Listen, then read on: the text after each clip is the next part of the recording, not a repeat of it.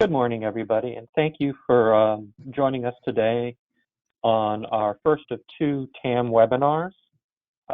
This is our fifth year of doing our TAM facility evaluations, and this is also the fifth year that the team from AECOM will be assisting us with the evaluations.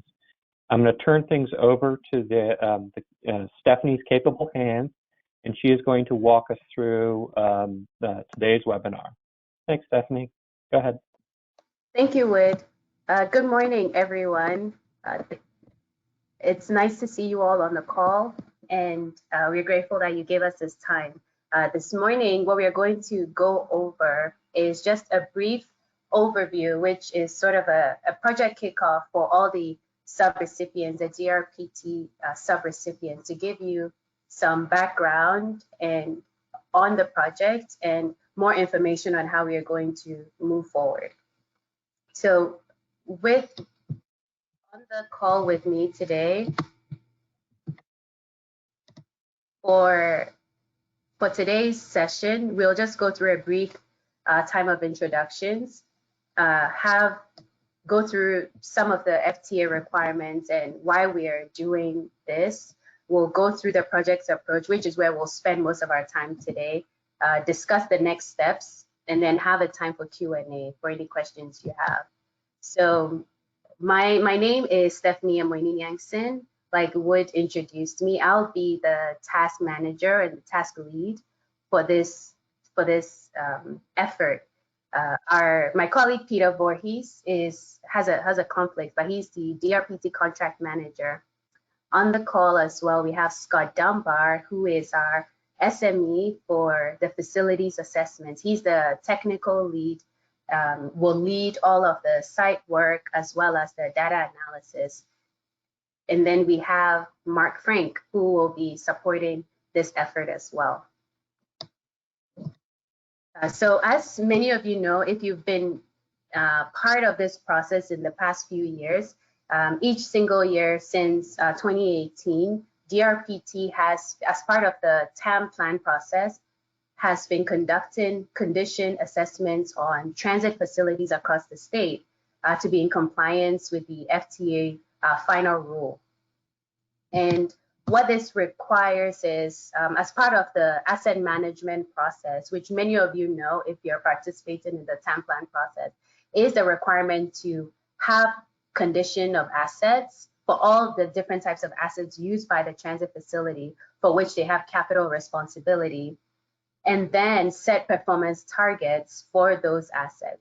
And so for this session, what we are focusing on are the transit facilities. So with these condition assessments, the purpose of them is to make sure that we have this systematic process to evaluate all of the assets to make sure that they are performing at the appropriate level of service, so that you can provide the service that you do to your transit agencies. And according to the FTA regulation, the way these condition assessments need to be conducted is at a level of detail that is sufficient to monitor and predict performance. Meaning that the purpose of all of this is just to make sure that you have the correct amount of information or the right amount of information with sufficient detail so that you can plan capital investments for your transit assets and transit facilities in this scenario. So briefly, our general project approach it hasn't changed significantly like we've been carrying on for the last few years. We start with two sets of assessments, the detailed assessments and the high-level assessments. The detailed assessment is usually a subset of the total population of transit facilities that DRPT oversees, that we send a field team out to assess. They go on site and have engineers and subject matter experts to assess the facilities and then produce this condition rating. The high-level assessments is what applies to the remaining facilities that do not get on-site assessments or the detailed assessments, which many of you have participated in the past. They're high level because we have you, the transit agency, conduct the assessment yourselves. And what we do is to give you training and guidance to be able to do this sufficiently.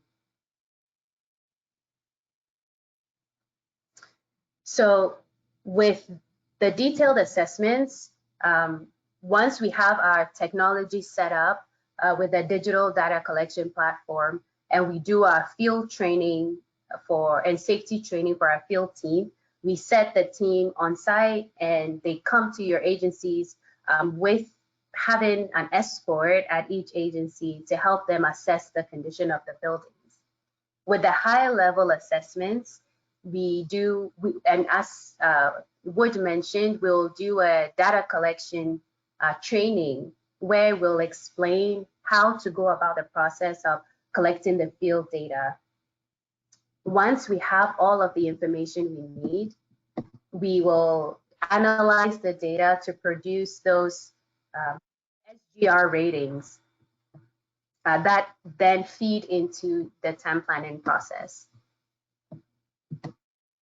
And I think I should have mentioned in the beginning, we can take questions as we go. We don't have to wait till the end. And if there's something that I'll address later on during the webinar, I'll let you know. So please feel free to raise your hand or to type your question or unmute if you do have a question at any point in this discussion.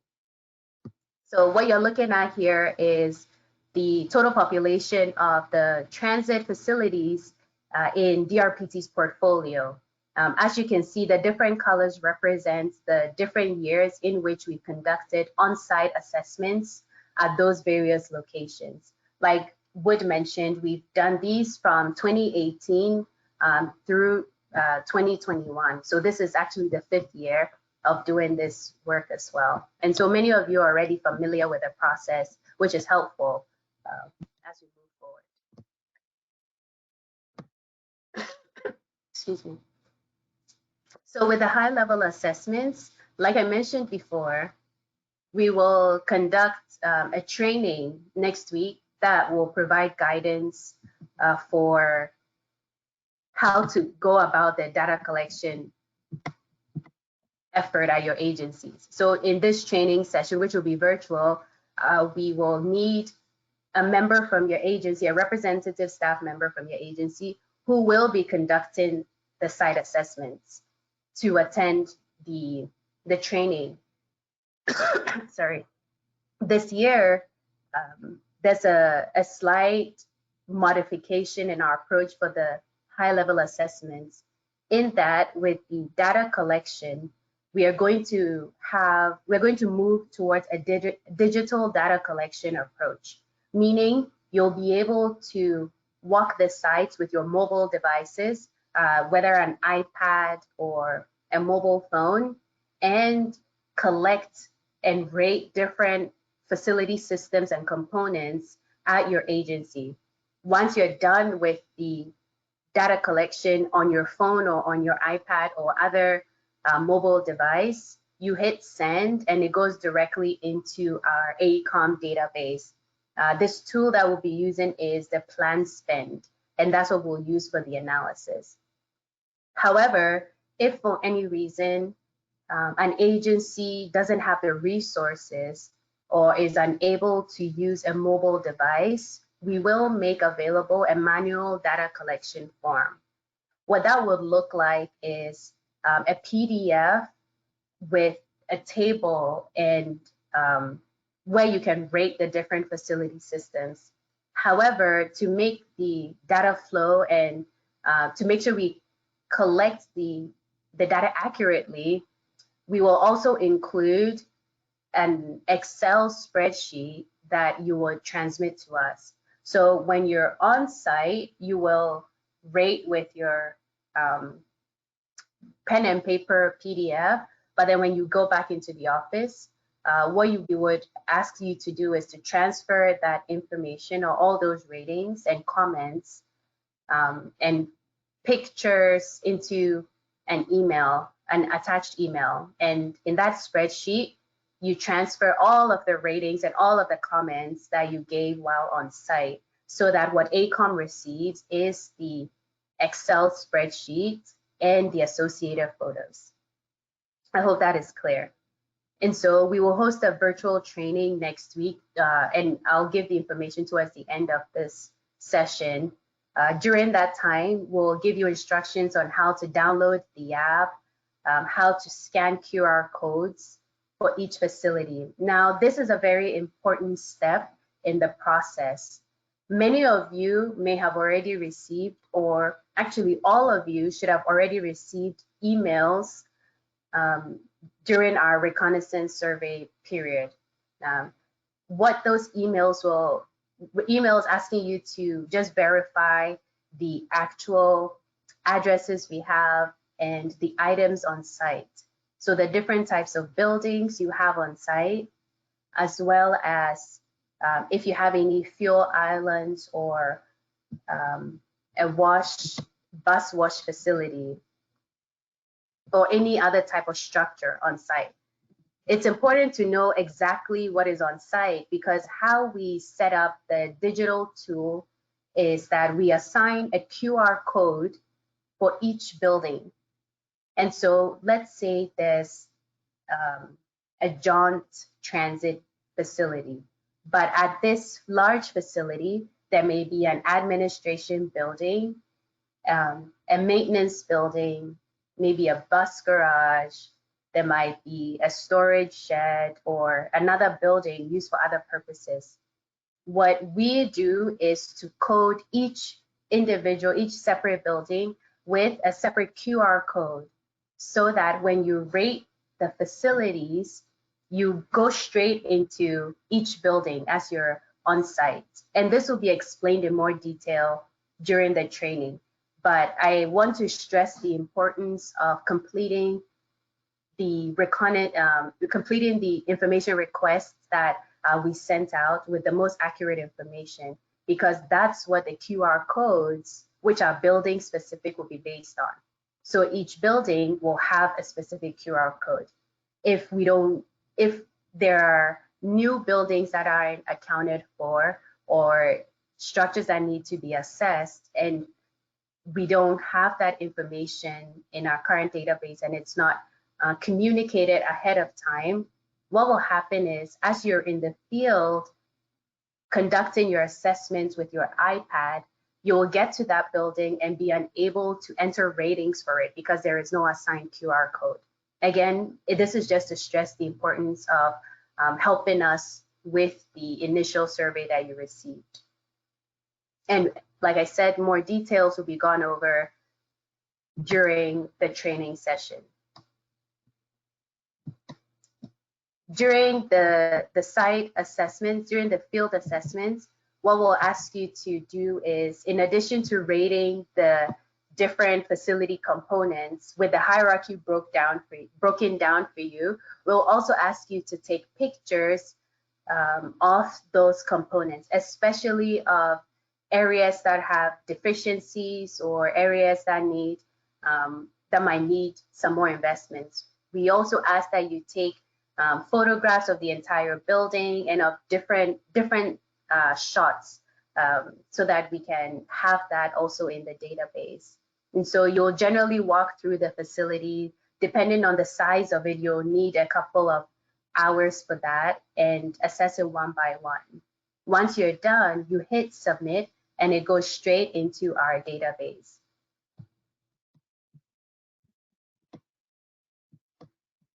For the detailed assessments, this year, ACOM will be visiting 15 sites. Now, these 15 sites are spread across 6 agencies, and is what you can see here in the table listed. These sites have been visited over the last 4 years as well. And so we'll have a field team beginning the week of October 10th. It will take us approximately 2.5 weeks to 3 weeks. So beginning the week of 10/10 to the week of October 24th, we will be visiting your sites. And some of these facilities and buildings are very large. And so we will take maybe 1 day to assess each building. While we are on site, we'll ask you for all the detailed information we need. We'll also ask that you provide us with an escort so that we can have the appropriate level of access for any locked doors or any areas that might be difficult to assess, so that the team can get all the information they need. And so further information will be sent down, but it's important to make a representative at your agency available during this time so that the process will run smoothly.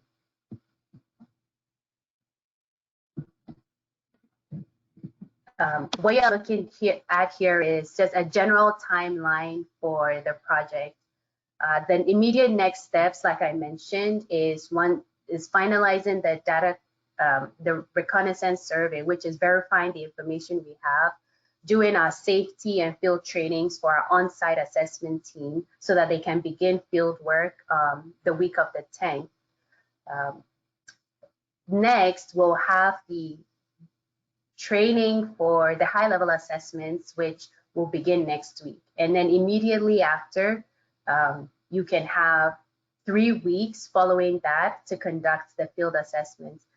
We are given a long period of time, 3 whole weeks, so that if there are any conflicts or any issues with travel or staff availability, that could be accounted for. Once we receive all the data, we can do the analysis and have the summary results ready for DRPT.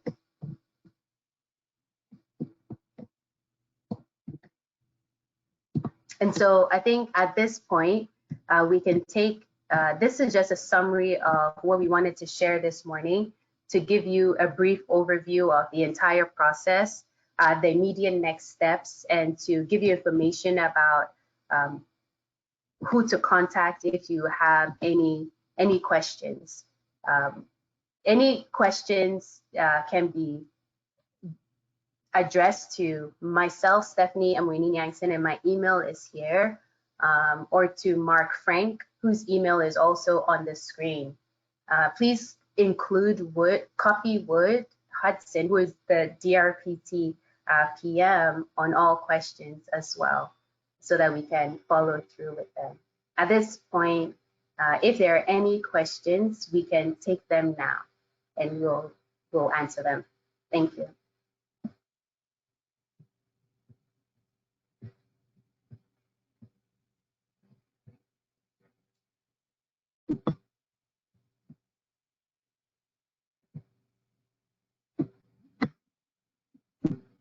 Okay.